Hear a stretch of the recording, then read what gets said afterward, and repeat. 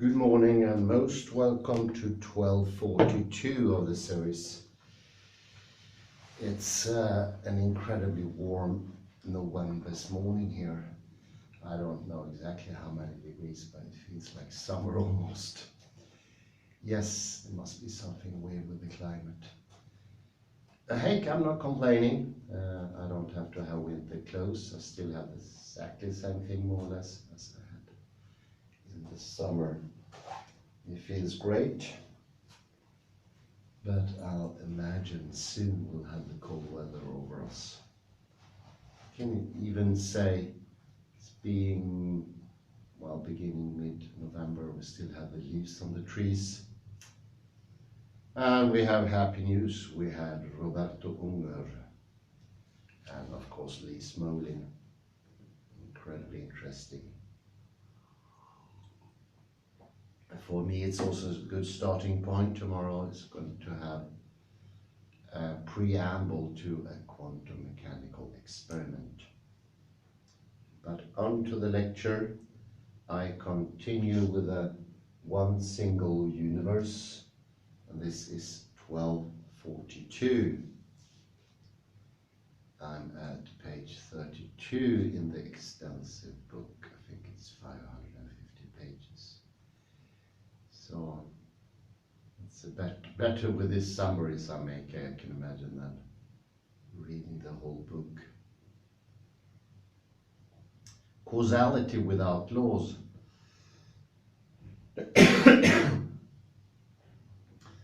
The three central claims of this book about the world, time and mathematics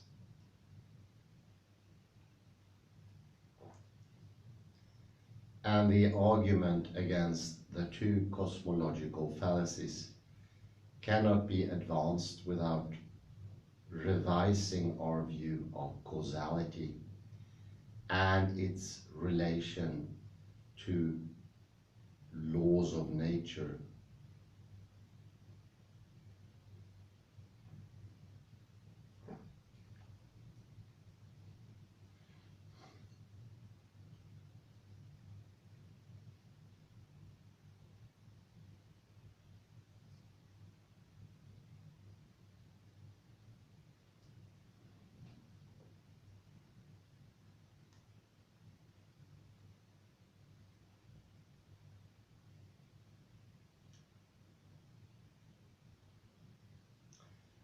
The approach to causation that has been predominant for several centuries rests on two pillars.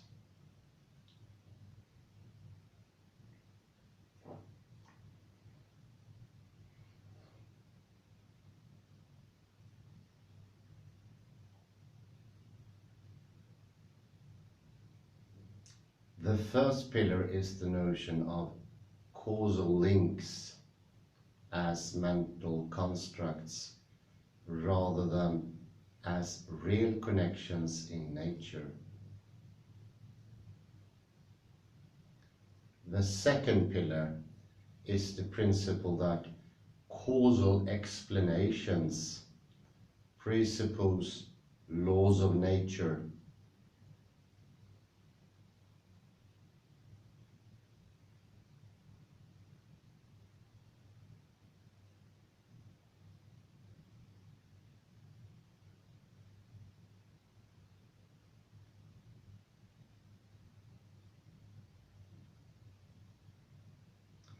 The laws serve as warrants justifying causal explanations.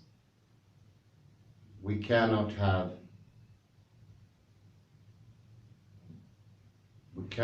the latter without invoking the former.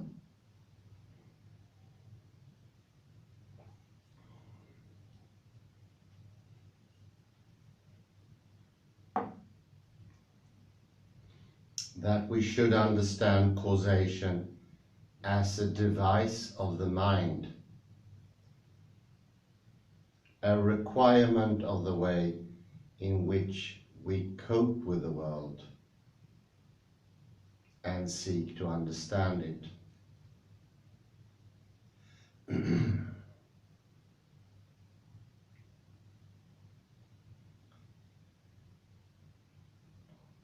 Rather than as a description of the workings of nature, has been the prevailing view in philosophy since Hume and Kant.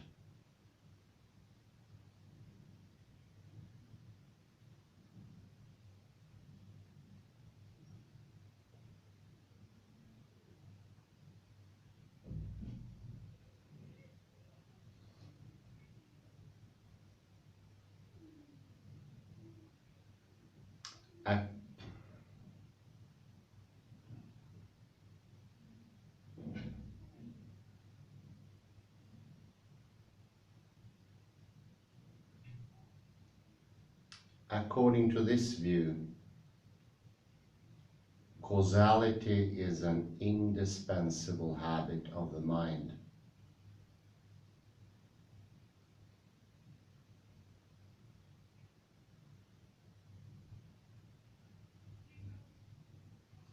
A requirement of our efforts to make sense of reality.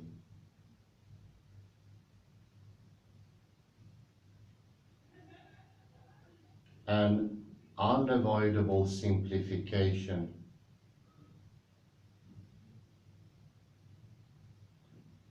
a proxy for ultimate truths about nature that are forever denied us.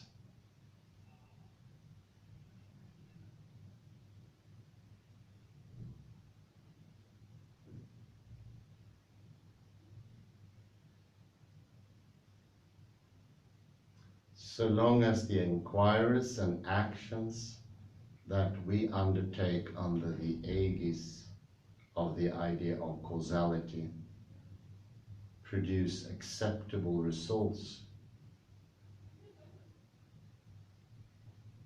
either as theory or as practice, we have no reason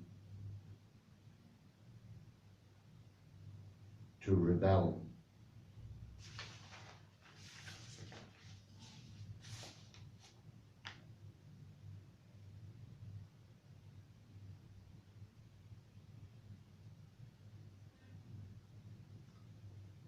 One of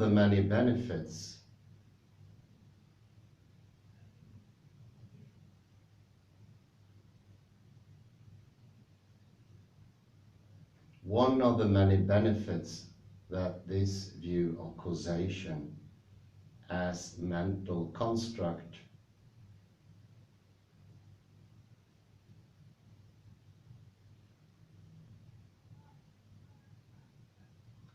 renders to the ruling ideas about nature and science is to disguise or muffle the disharmony between causal connections among parts of nature and relationships among mathematical propositions.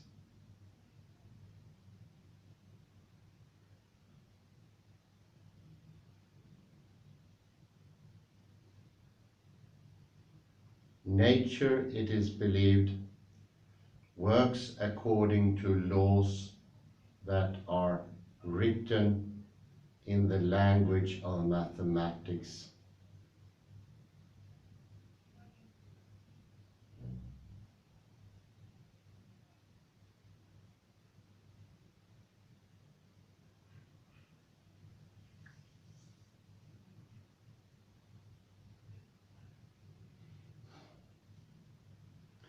But how can there be such a comprehensive consonance between nature and mathematics?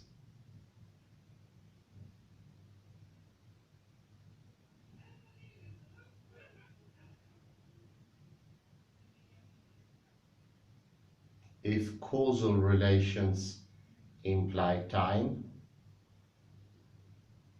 as effect, effects succeed the causes, whereas mathematical relations are timeless.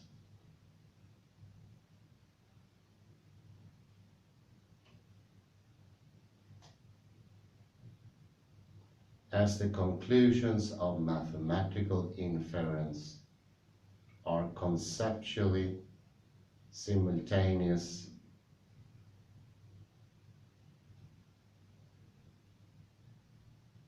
with its premises or points of departure, or rather have nothing to do with the passage of time.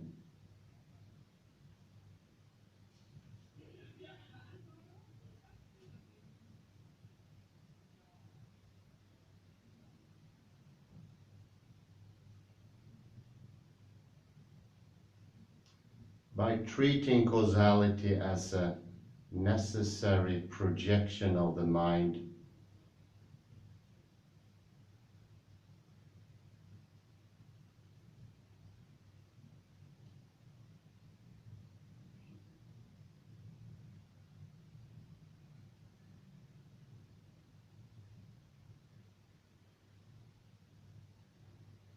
by treating causality as a necessary projection of the mind onto the workings of nature, which we would otherwise be unable to decipher and which we can grasp only under the constraints of human understanding. We make the paradox of application of the timeless to the time-bound seem less troubling.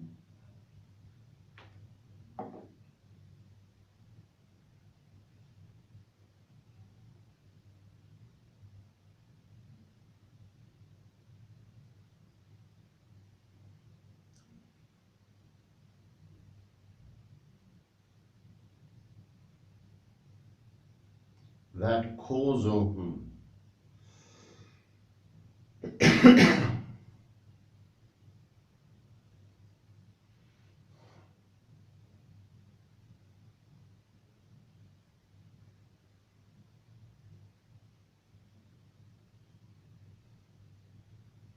that causal explanations depend on appeal,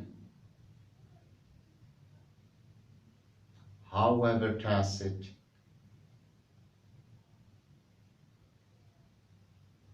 to laws as well as symmetries and constants of nature.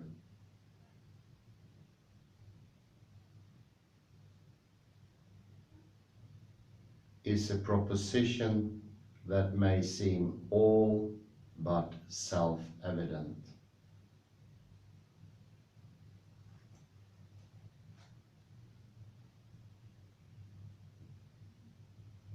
If causality has a clear and constant meaning, its proper usage appears to imply an appeal to regularities of nature.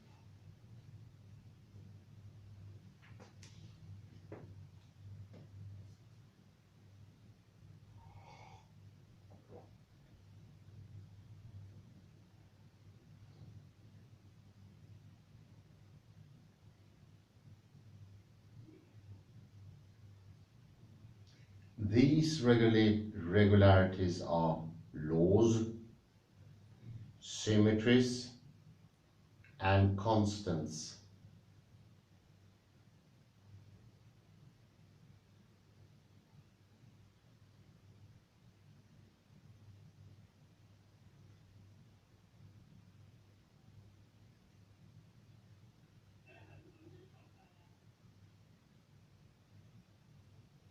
However,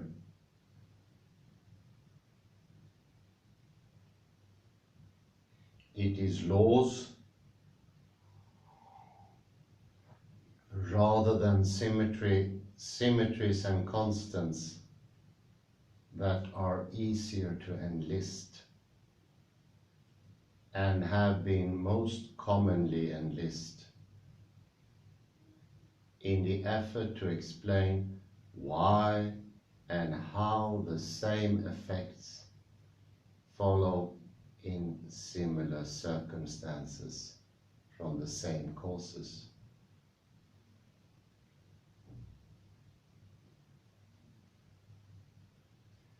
Under this view,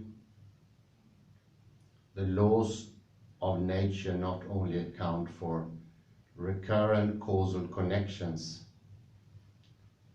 they also establish which circumstances count as similar.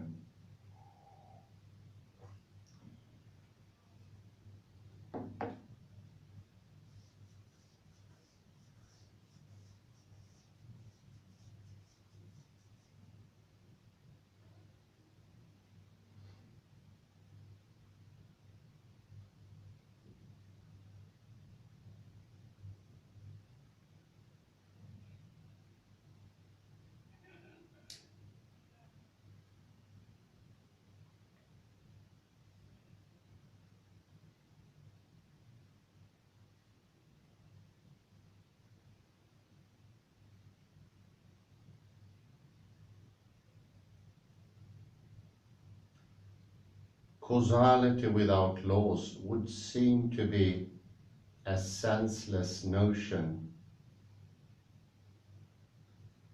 What would make the effect follow the cause?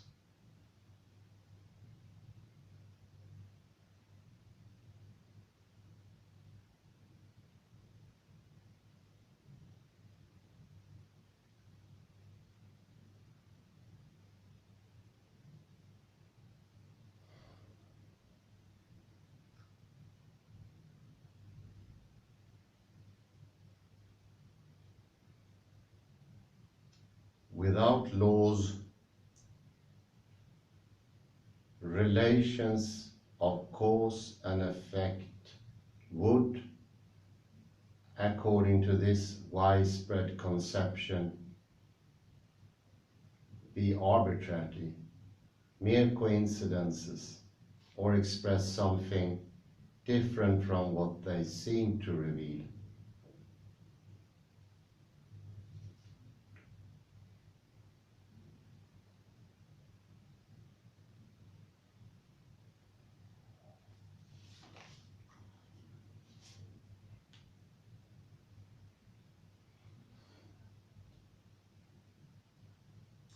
For example,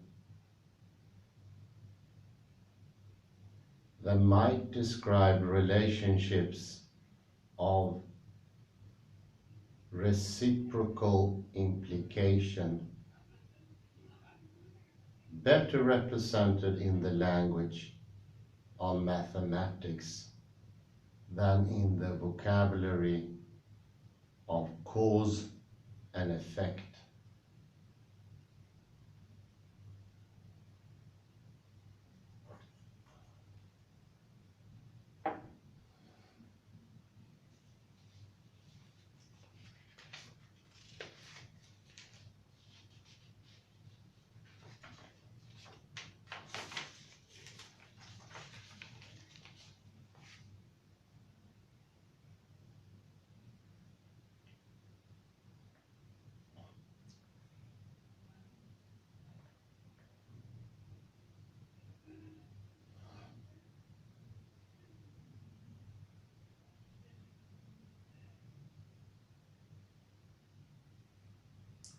The view of causality as a mental construct is not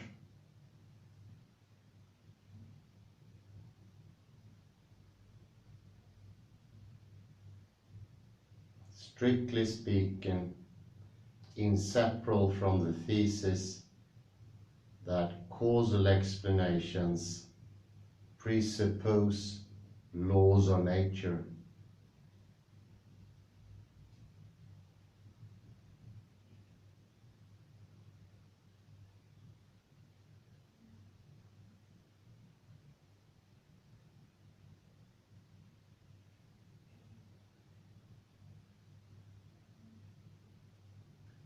Nevertheless, the two ideas reinforce each other.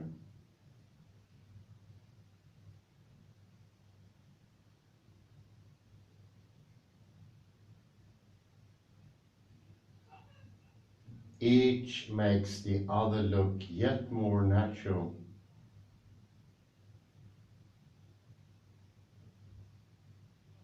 If causality represents an enabling condition of our ability to reason about reality,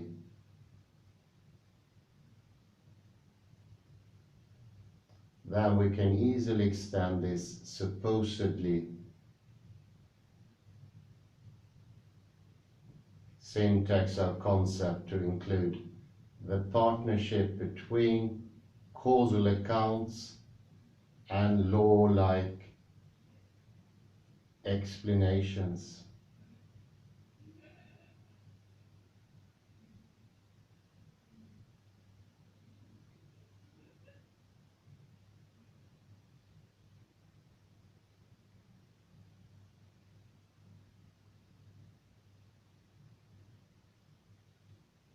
If causal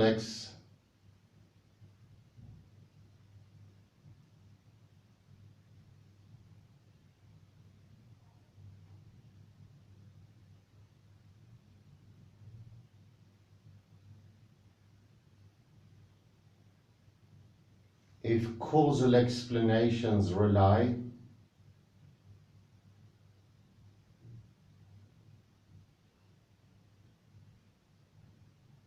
implicitly or explicitly on an appeal to regularities, especially laws of nature,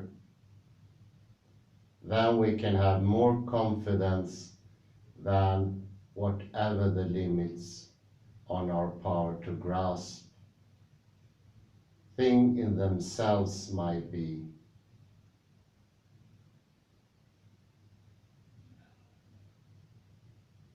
We can at least bring order and clarity to our practices of inquiry and hope to distinguish justified from unjustified belief about the workings of nature.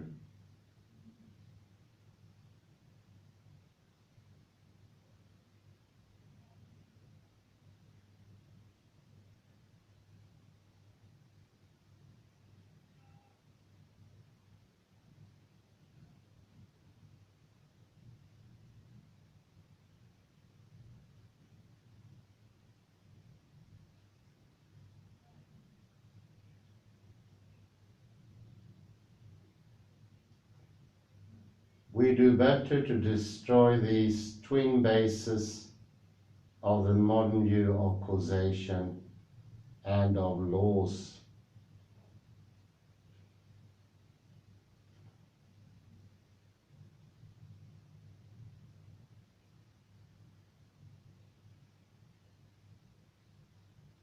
And to think in another way.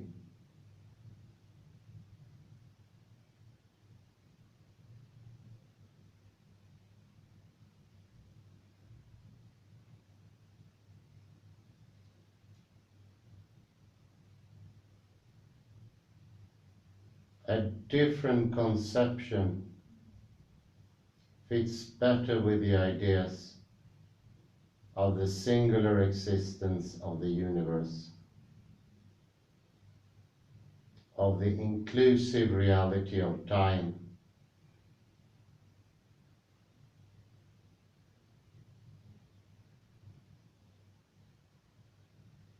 and of the selective realism of mathematics that we here develop and defend.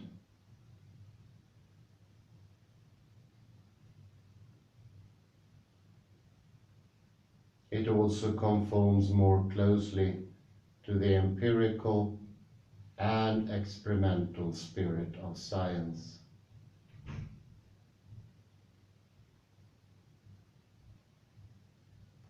Causal connections, according to this alternative view, form a real feature of nature.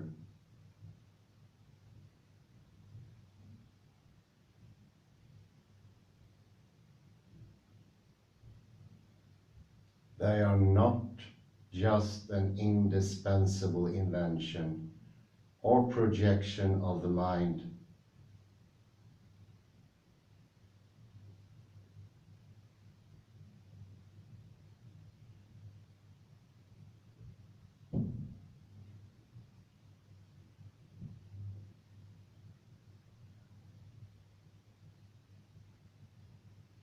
Because they are real features of nature, they can take as many different forms as nature takes in the course of the history of the universe.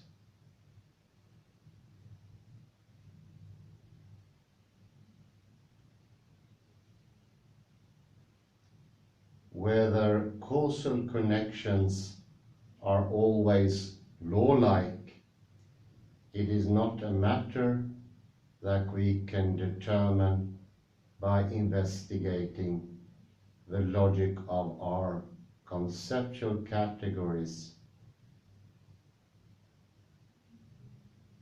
or the implications of our habits of mind.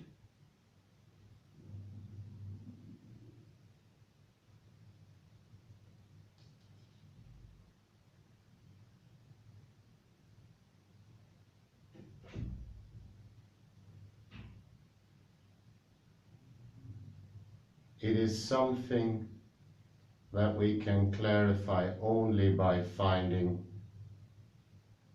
out how nature in fact works, not universally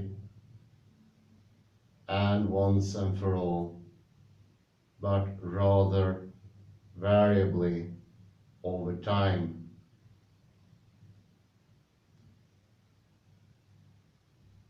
It depends on facts of the matter about nature.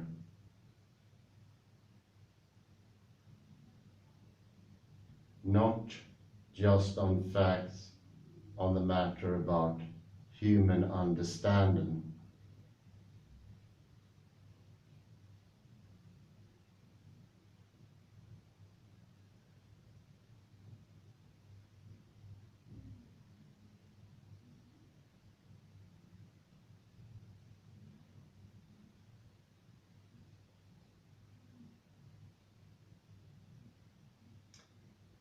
If change changes,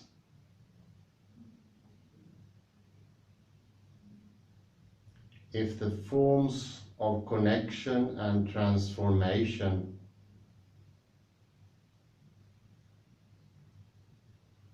evolve in the course of history of the universe, together with the states of affairs,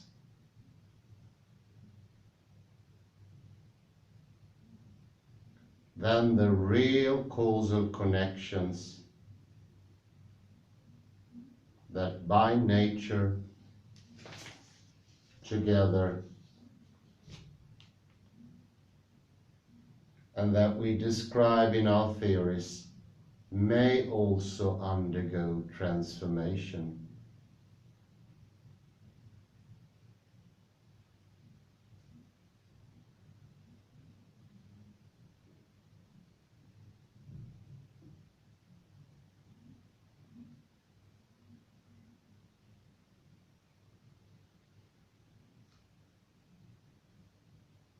In the most rudimentary sense,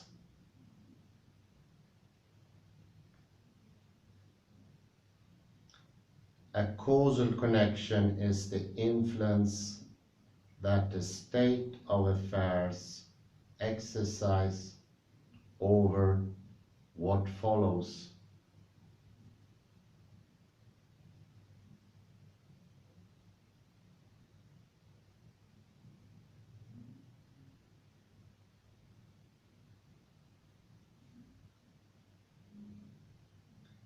The key presupposition of causality is therefore not the recurrence of the same connections,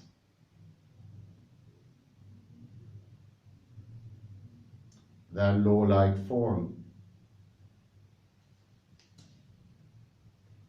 It is time.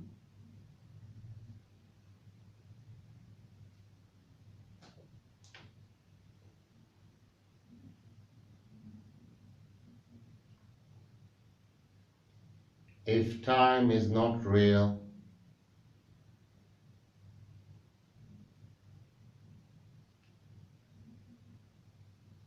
causality understood in this way cannot be real either.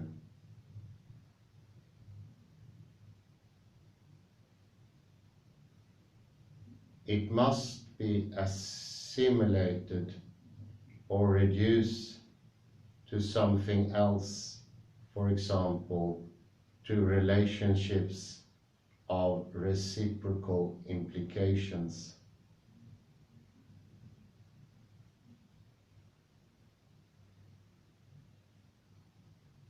Such as those that mathematics and logic represents.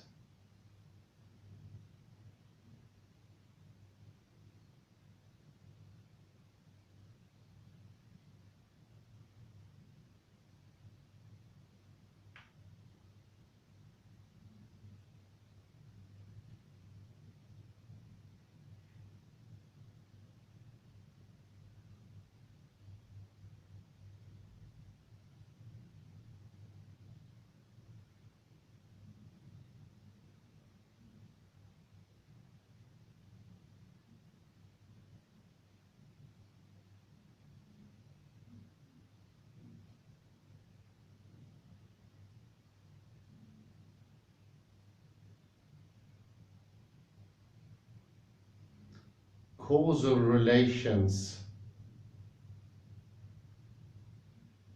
usually connect recurrent phenomena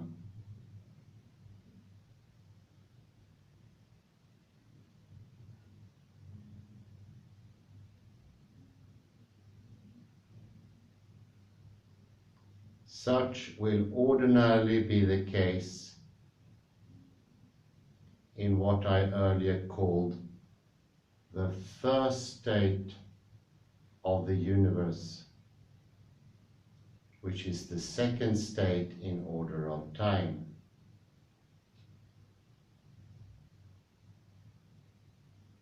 The state in which a fixed structure of distinct elements of nature has taken shape. The laws or regularities of nature can be clearly distinguished from the phenomena that they govern.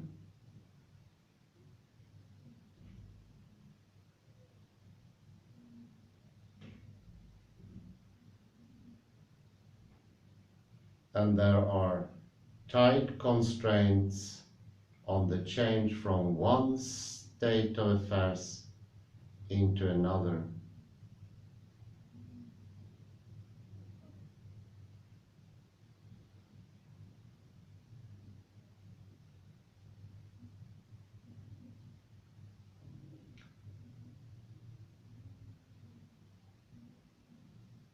However, it may also happen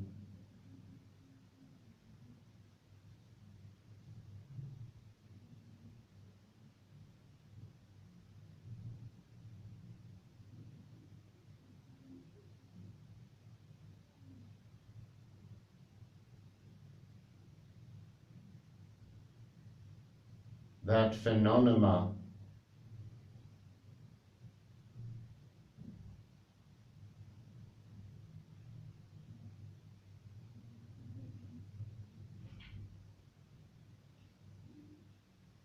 have not yet become or no longer are recurrent,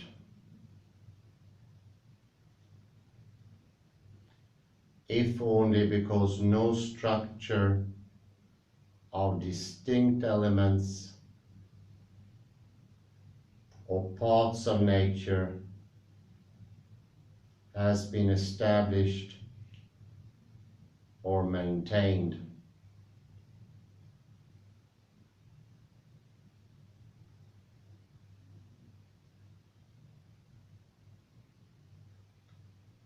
The laws of nature are not yet or have ceased to be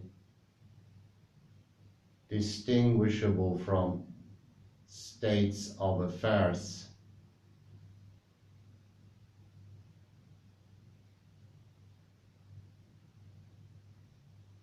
And the range of transformative opportunity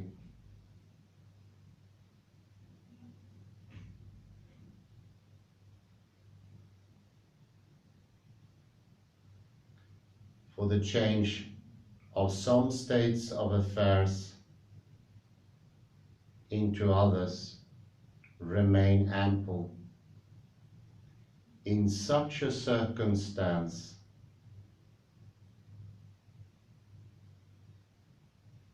what I called earlier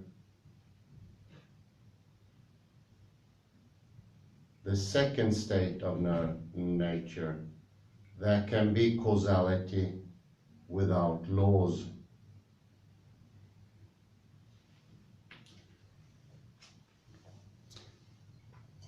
So what is put into question is the idea that causality can only happen with laws.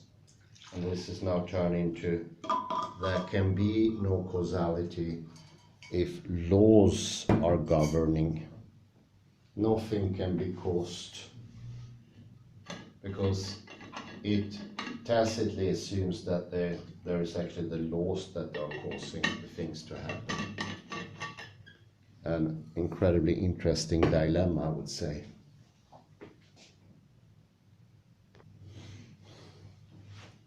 This is a very decisive critique, as more as I hinted to before. It makes me realize that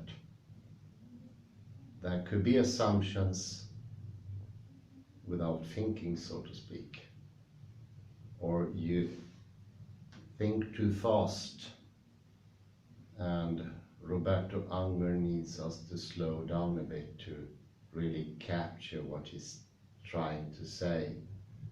That's why my tone of voice is incredibly slow.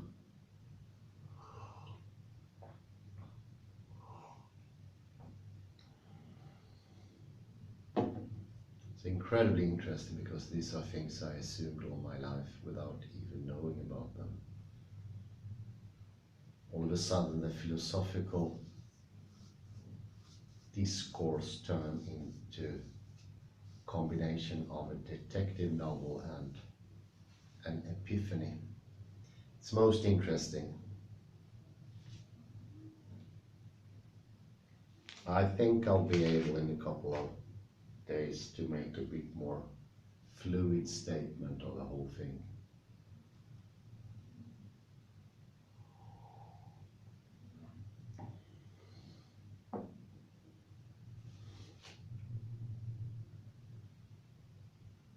But think of that. How could causality be if we had laws? There cannot be causality if we have laws. And why would causality be something that we human beings have to see the world as, formed as, and not of the world? Both Kant and Hume assumes that causality is something that we invent, but somehow we need to invent that. to make sense of things, but causality is not out there.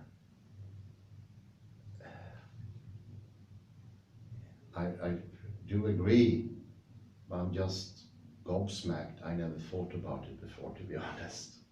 It's true. I think it's true. Of course, open to discussion, but it seems that a law-like causality is a bit of a paradox in itself. Laws are connected to an incredible stability, and the universe already formed and hopefully not movable.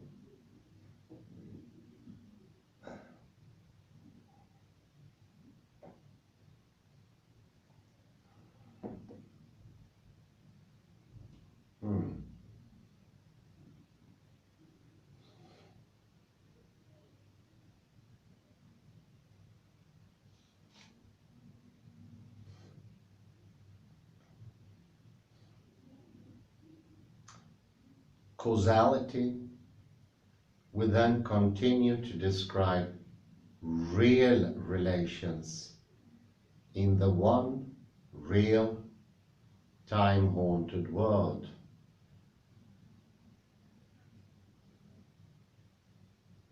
However, there will not then be the element of recurrence or repetition enabling us in similar circumstances to attribute the same effects to the same causes.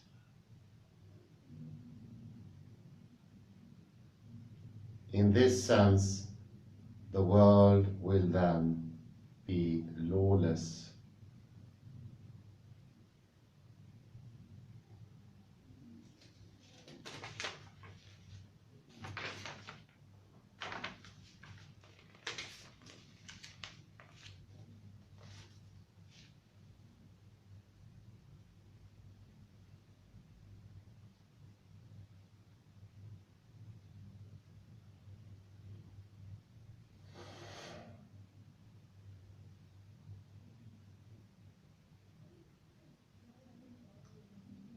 The character of causation in each of these variants of nature is not a subject separate from scientific inquiry.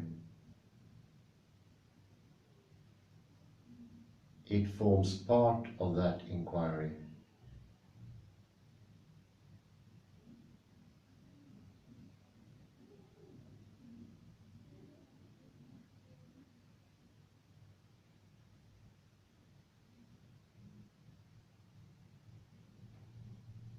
A theory in physics, cosmology, or any branch of science is, among other things, an account of the real workings and changes of nature.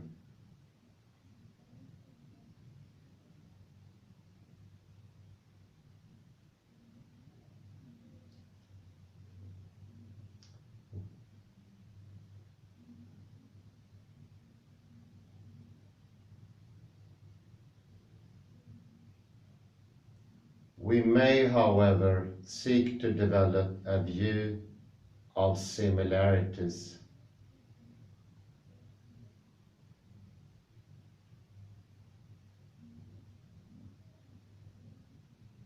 and differences among such causal connections are what they are and how they change.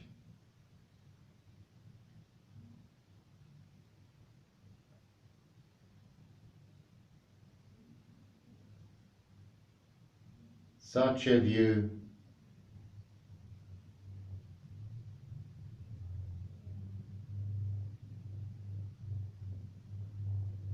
Such a view will belong as much to natural science as to natural philosophy, and serve as an example of the porousness of the boundaries between them.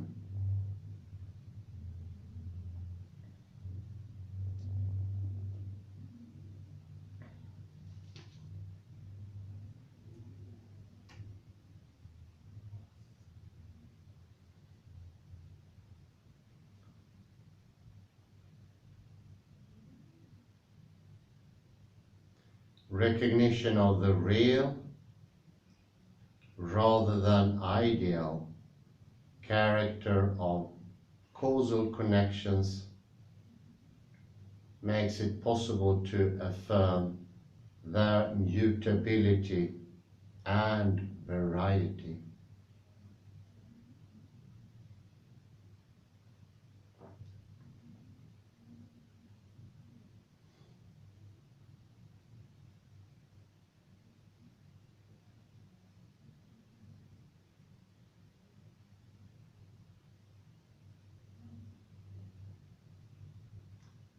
Such a view will belong as much to natural science as to natural philosophy.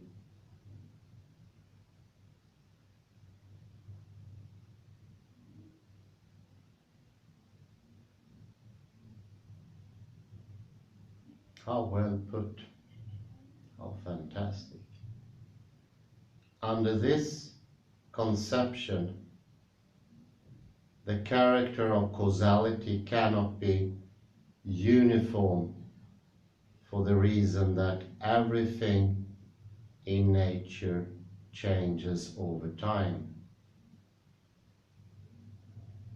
And that is what time does,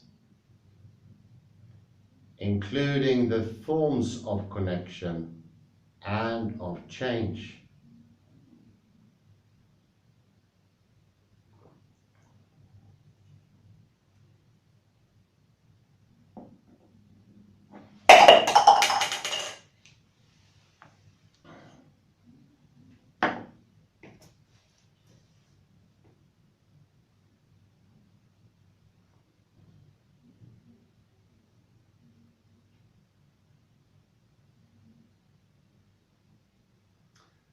However, although change changes,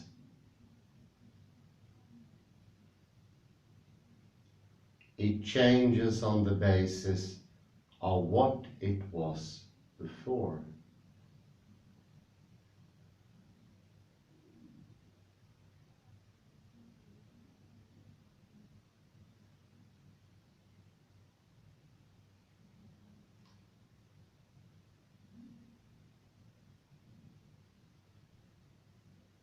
One state of affairs influences the next one.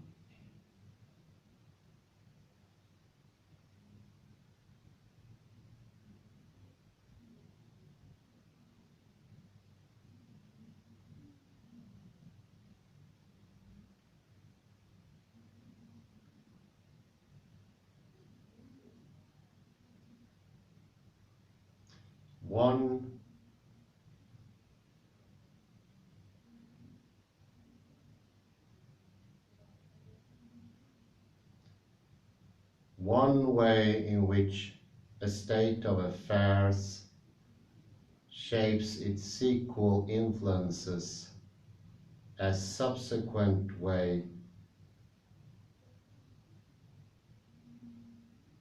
in which it exerts this power over its aftermath.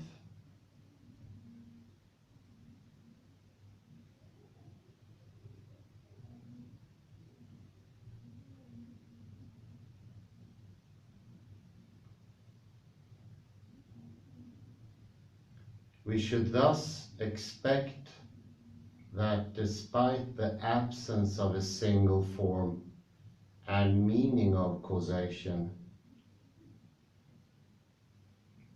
there will be a substantial overlap among the forms and meanings of causal connections over time.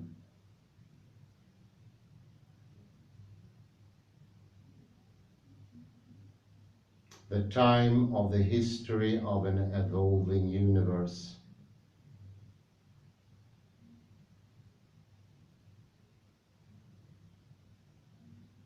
The common thread will be influence upon succession.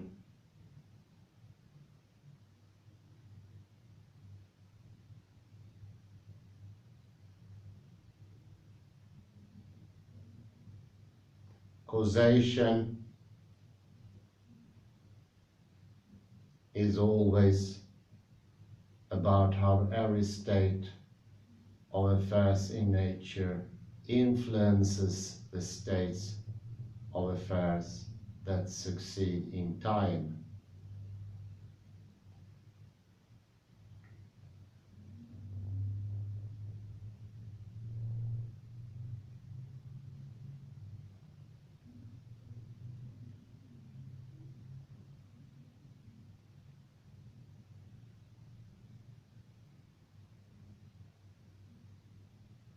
In time is the decisive qualification.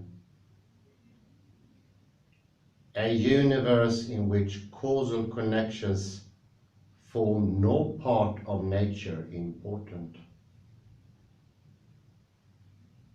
is one in which time plays a secondary or epiphenomenal role.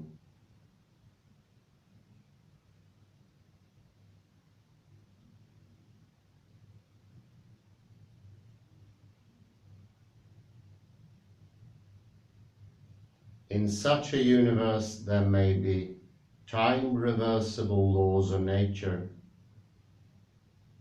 as in Newton's mechanics.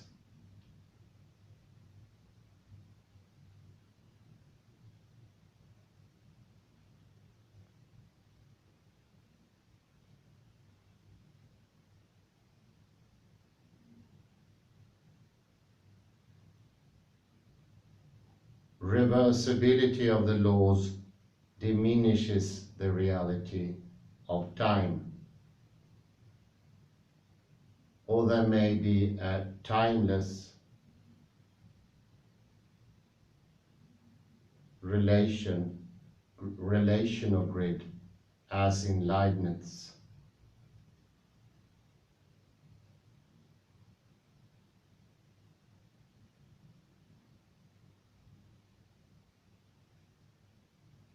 The existence of a grid of that kind solves the contradiction between time-bound causality and time-denying logical.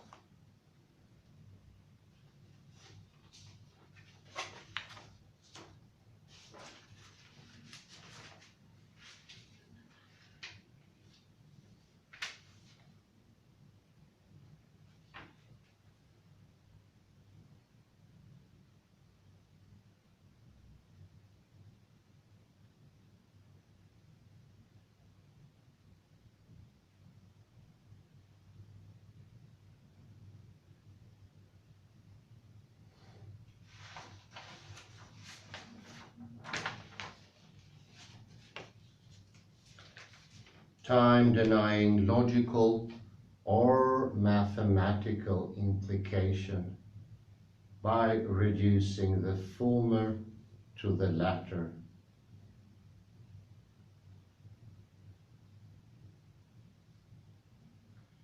Or the view may be offered that an appearance of causal succession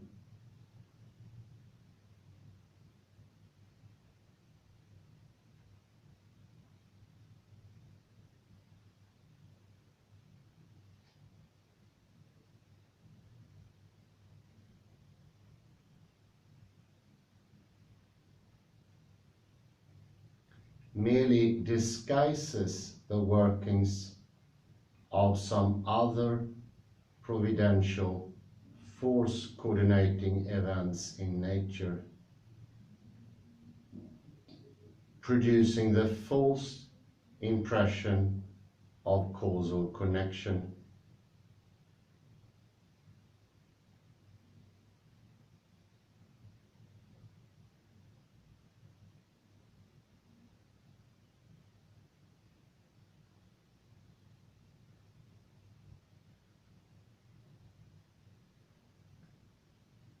Such was the doctrine of the occasionalists, like Malebranche.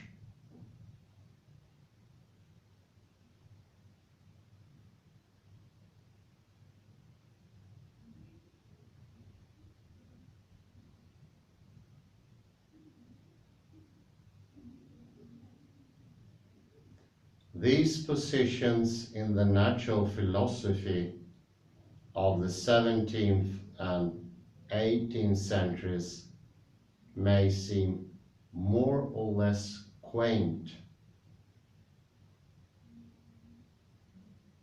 until we realize that they remain alive in other less evident and all the more dangerous contemporary counterparts.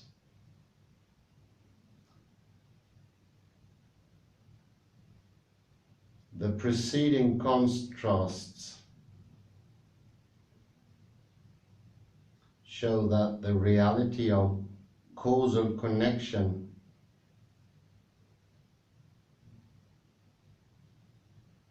is closely or internally related to the reality of time.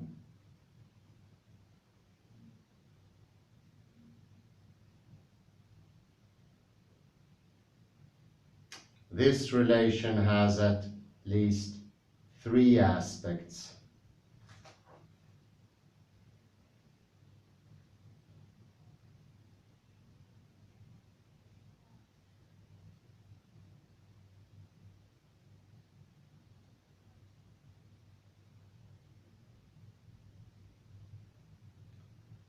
First, and most fundamentally,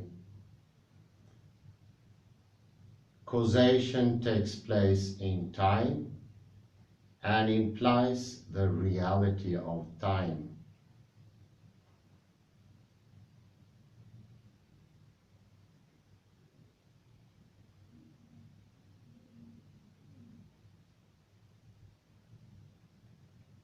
Second, time would not be inclusively real if causal connections simply enacted timeless laws of nature.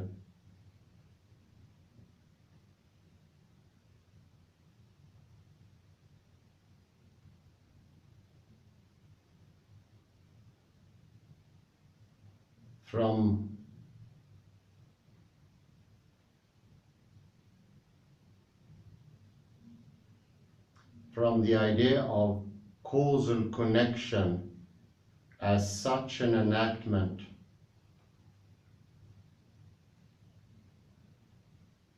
it is only one step to the notion of time reversible laws of nature,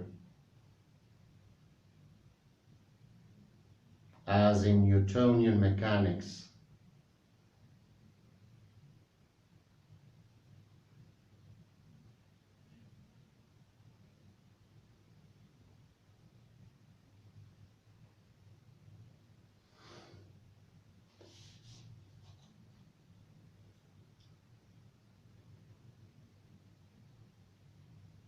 Third, the variety and mutability of causal connections, properties that they can meaningfully possess only if they are realities of nature, rather than simply constructions of the mind, help us better understand what is implied in the claim that time is real.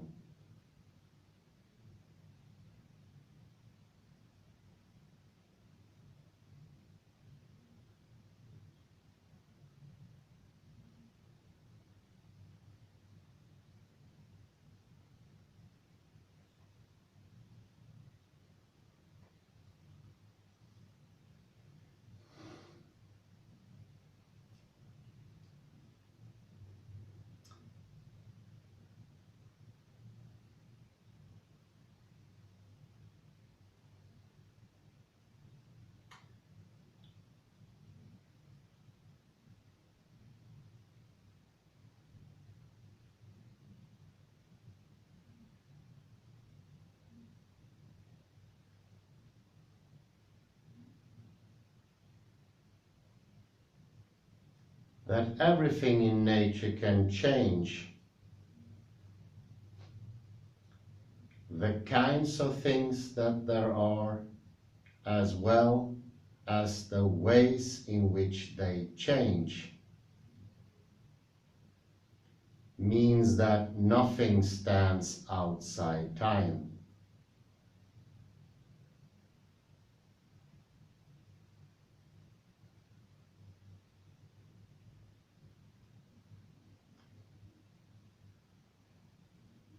It also modifies our understanding of what time is,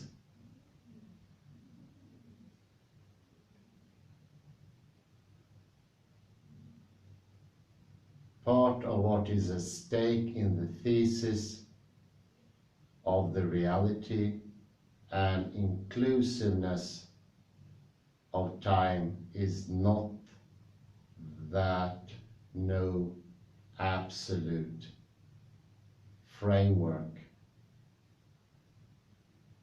whether of space or of laws or mathematical truths and relations, envelopes time.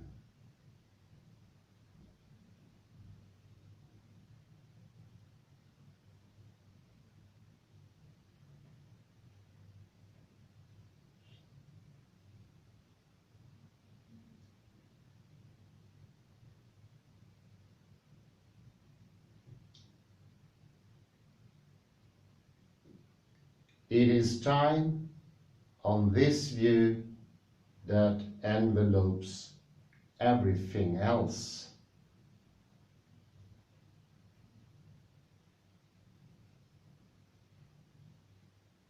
It is the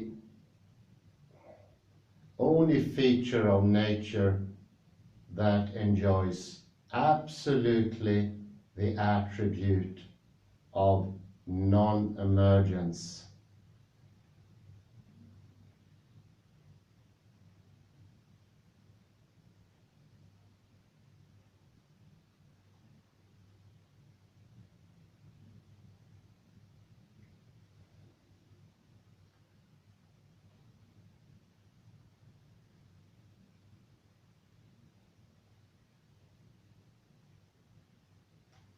On this account, the long-held conventional view of the relation between causal connections and laws of nature is turned upside down.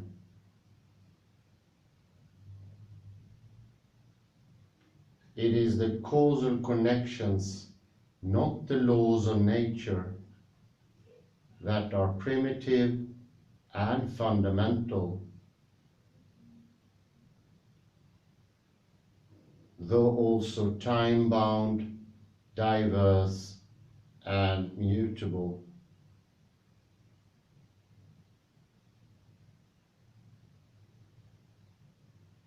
By the laws of nature, we designate a feature that causal connections sometimes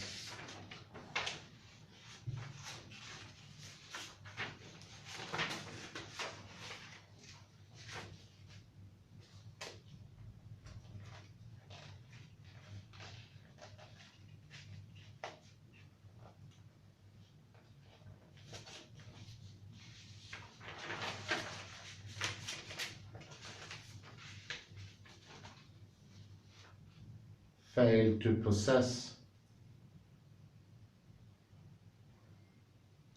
that they recur because they bind together recurrent phenomena.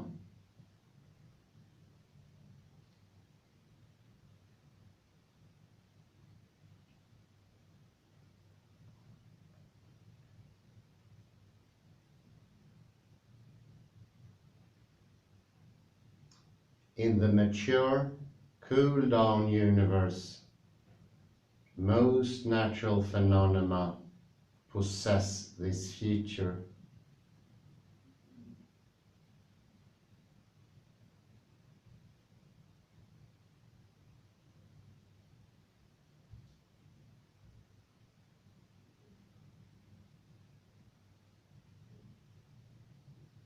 Suppose, however, that we take the long cosmological view, especially when we prefer the idea of a succession of universes or of states or phases of the universe.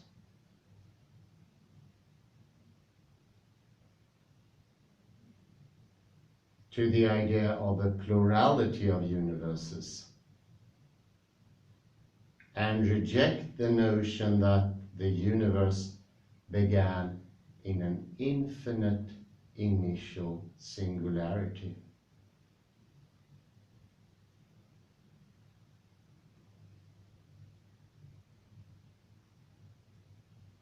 The way is then open to think that causal connections may at times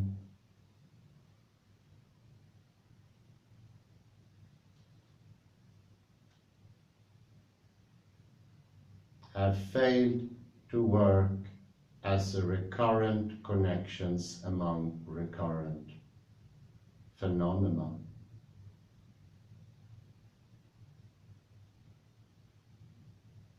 They may have failed to exhibit the feature of recurrence in the early universe.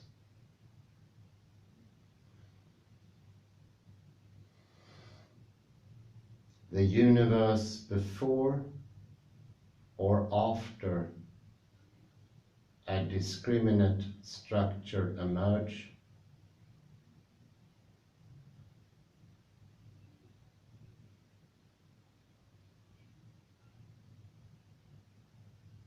and laws became distinguishable from states of affairs.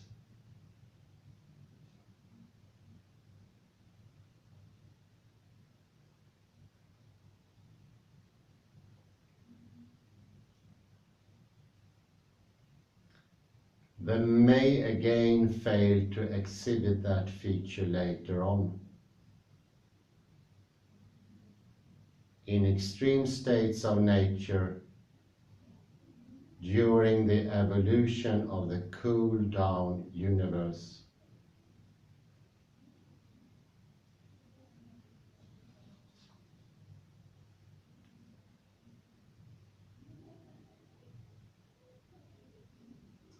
In this conception, the laws, like the bonds of causality, represent real features of the workings of nature.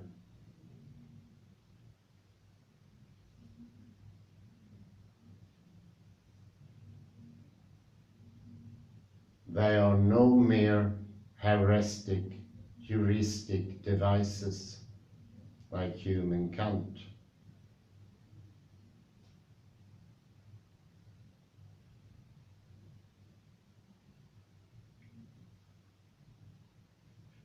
Theirs, however, is a derivative reality, by contrast to the primitive and fundamental reality of causal connections.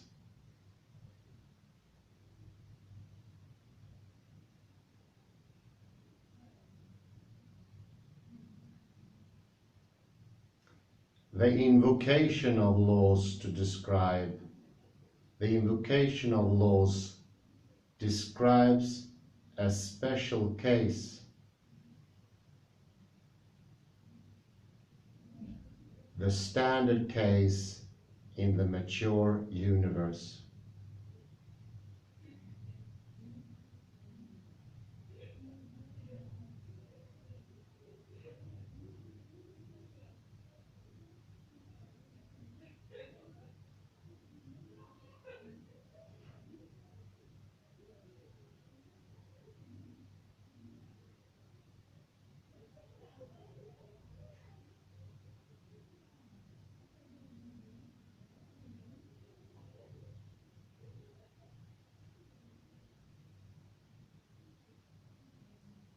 Theirs, however, is a derivative reality, by contrast to the primitive and fundamental reality of causal connections.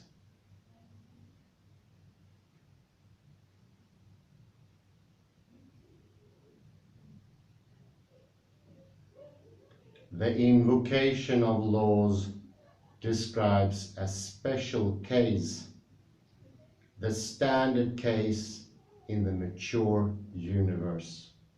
Very important. We start with the mature universe and we work our way back. And that is not correct.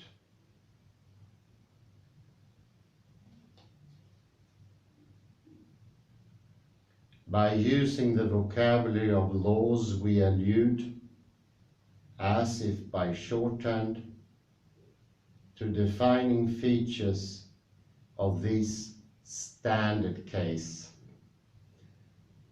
Regularity in the ties among repetitious phenomena.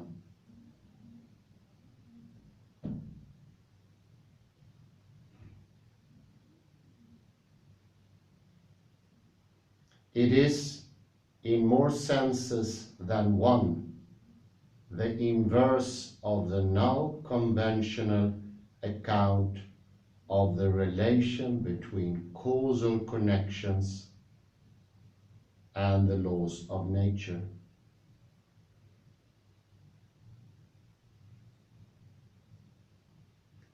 In that account, it is the causal connections that are derivative from the laws of nature and affirmed only for the convenience of human understanding.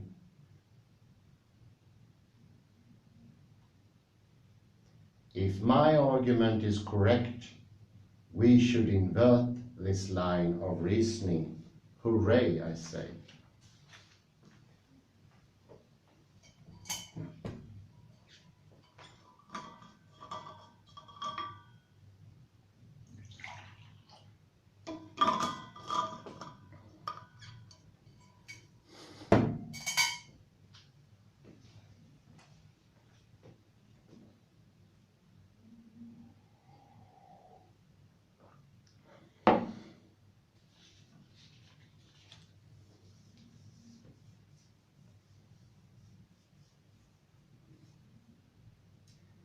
This inverted view has implications for the conundrum of the meta-laws. The problem of how to think about change of the laws of nature.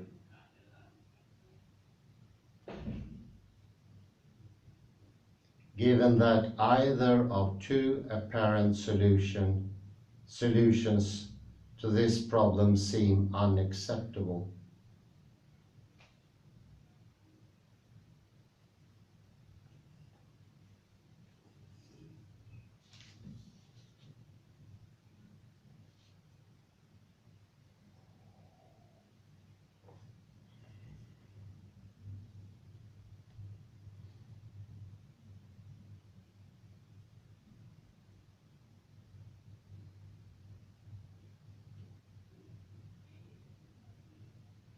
One of these solutions appeals to the idea of higher order laws governing change of the laws.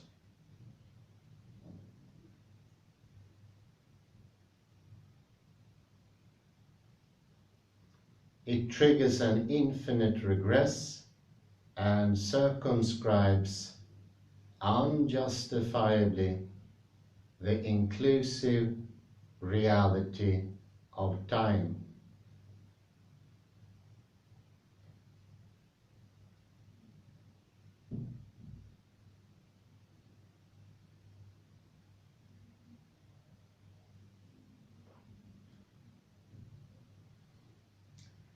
The other solution dispenses with the idea of higher order laws. It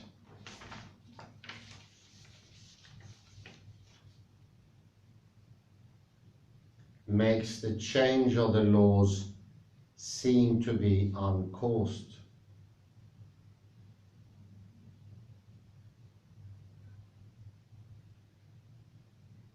If indeed causation presupposes the operation of laws.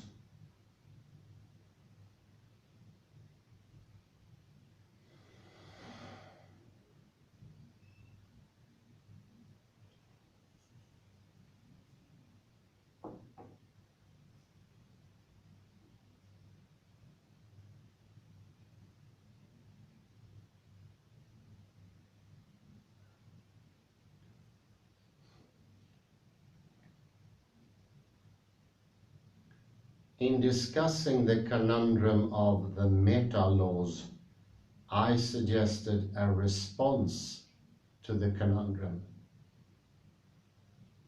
The co-evolution of the laws and the phenomena.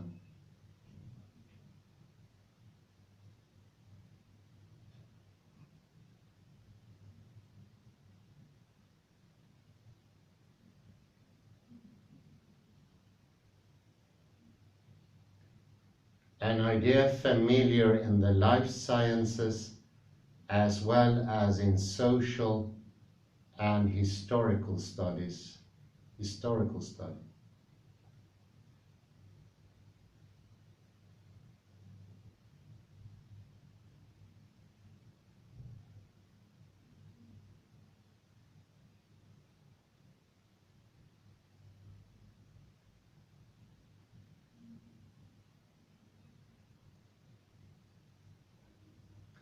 This idea, however, remains incomplete and unnecessary baffling if not complemented by the idea of the primitive reality of causal connections.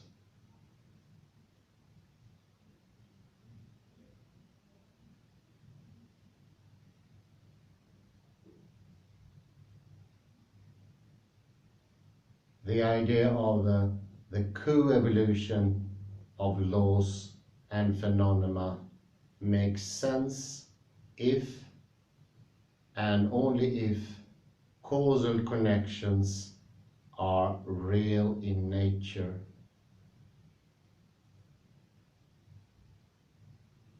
Because they are real and imply time, indeed in a sense embody time, they can change over time.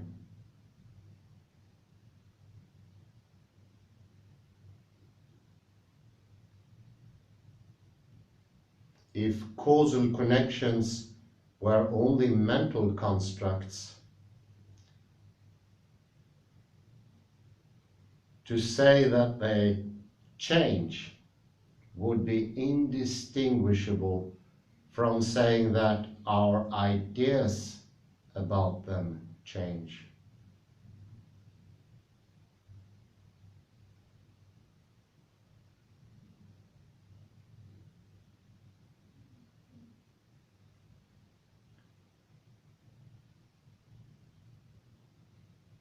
We would have no basis on which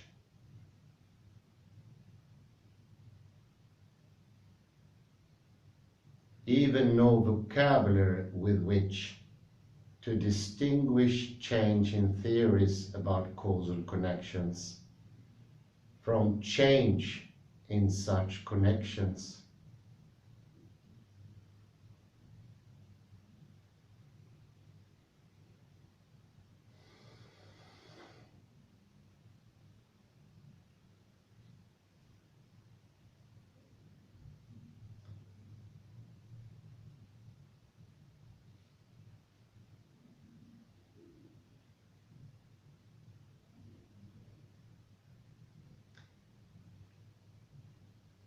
The idea of the reality of causal connections remains unfinished and enigmatic so long as it fails to be developed into a view of how, in the course of the history of the universe, causation acquires a law-like form.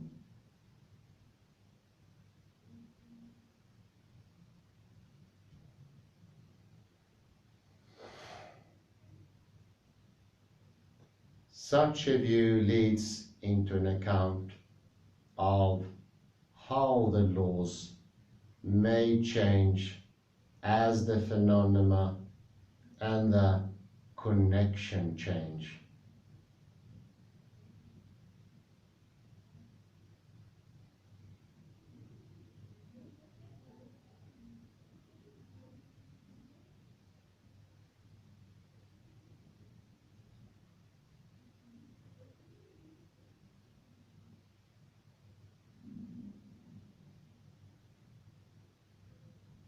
Thus, it is a mistake to regard the idea of the co-evolution of laws and phenomena and the idea of the real and primitive character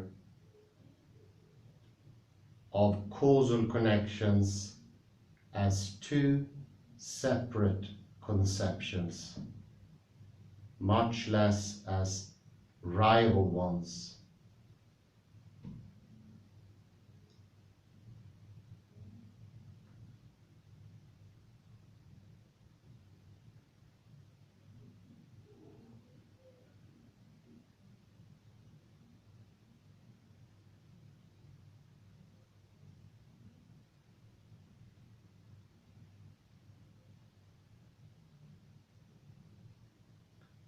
Rather, they represent two aspects of the same approach.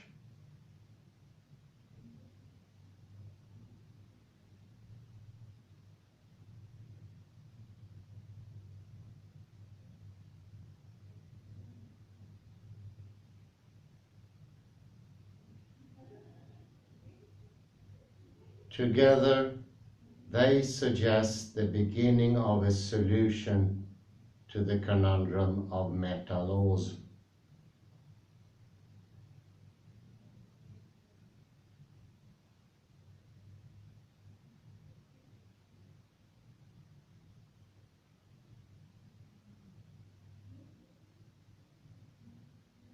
They bring greater clarity and support to the central thesis of this book, that there is only one real universe, that time is real and inclusive, and that mathematics gains its power by exploring a counterfeit version of the world, bereft of time and particularity.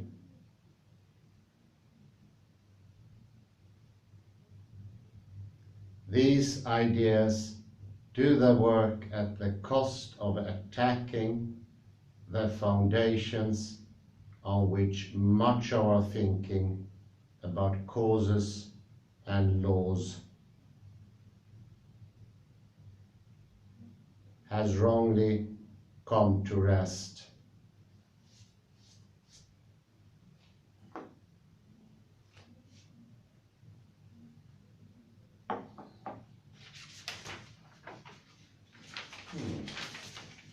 Well, it's maybe one of the strongest things I ever read about physics, and goes to show might be that the absurdity is not quantum mechanics, but classical physics. And we are today so accustomed to that way of thinking that we render quantum mechanics to be the odd case.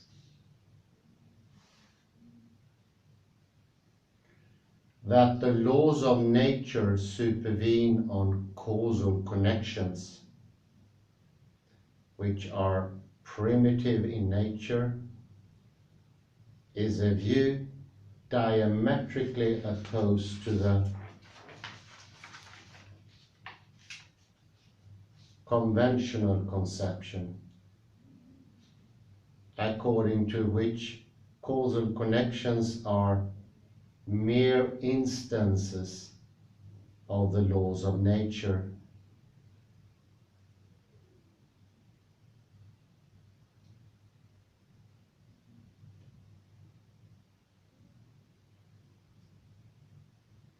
Causal connections regularly assume law-like form in the observed, cooled-down universe.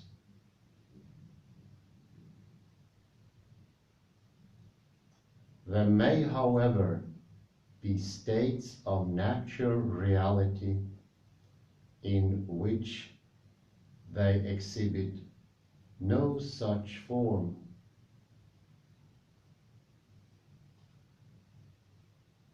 Such states, by inference from current standard cosmological ideas, may have played a central role in the formative moments of the present universe, as well as in the extreme conditions occurring in its subsequent history.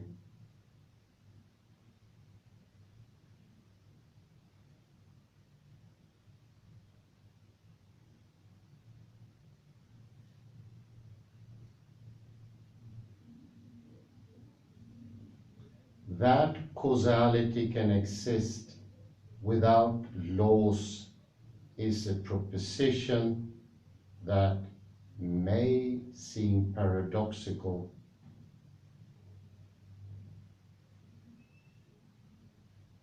To the point of absurdity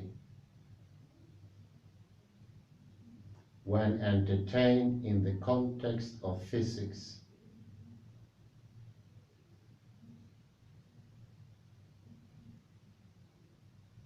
Yet it has become a commonplace, though an inadequately explained one, in the life and earth sciences, as well as in the study of society and history.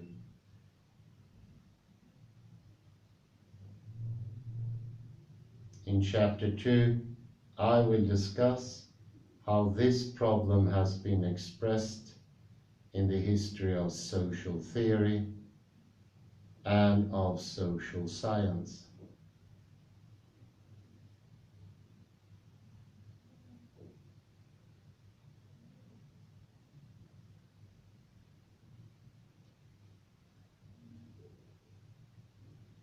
Those who insist on the vital influence of formative, institutional, and ideological structures in society and of structural discontinuity in history are, for the most part, no longer able to believe in laws of historical change.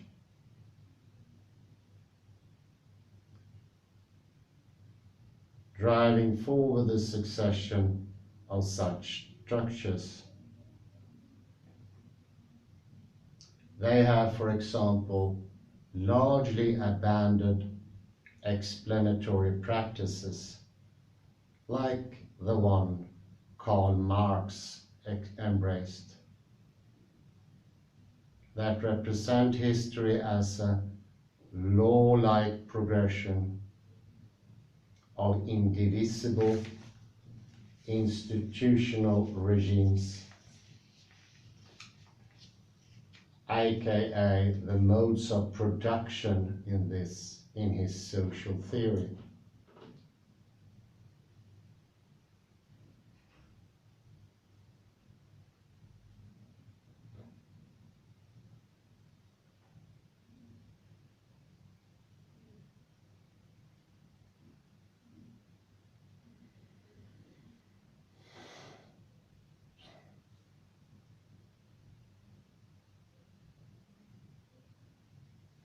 The task then becomes to do justice to causal influence and constraint in the succession of such regimes, without appealing to unbelievable laws of history.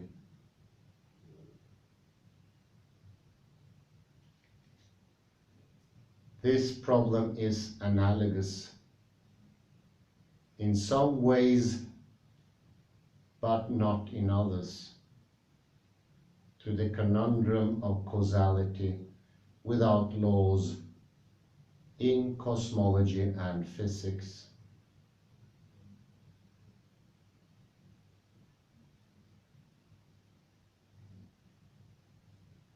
Change changes. Listen to that. Change changes. That it changes is much of what the thesis of the inclusive reality of time means.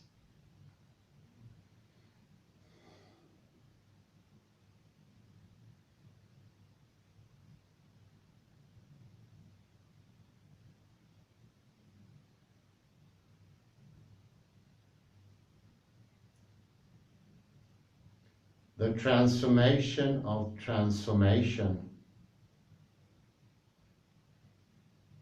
implies that the laws of nature are in principle mutable.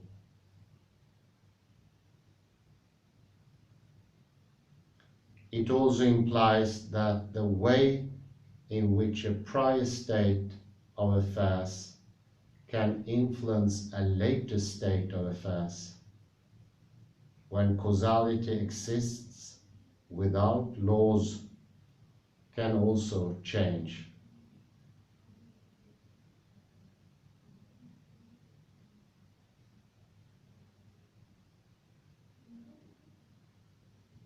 Causation works with what exists at any given time.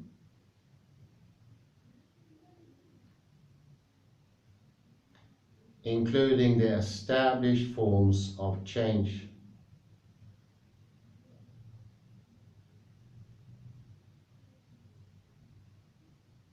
It does not work by selecting from a range of states of affairs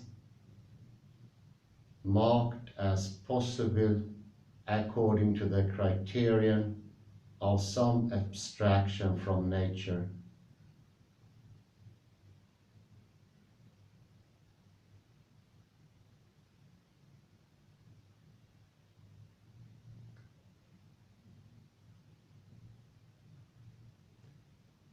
Such as the criterion of the varieties of phenomenal connection that we are able to represent mathematically.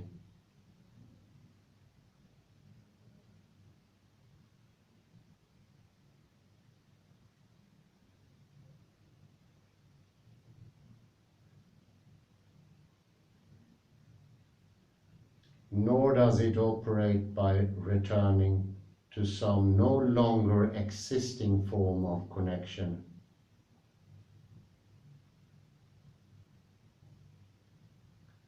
Unless that prior form of connection retains a vestigial presence in the universe that now exists.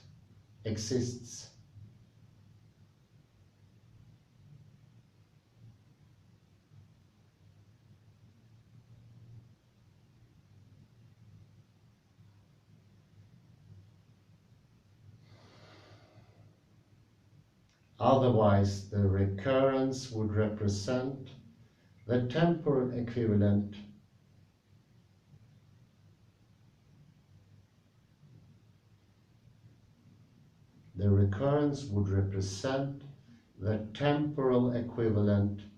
to action at a distance.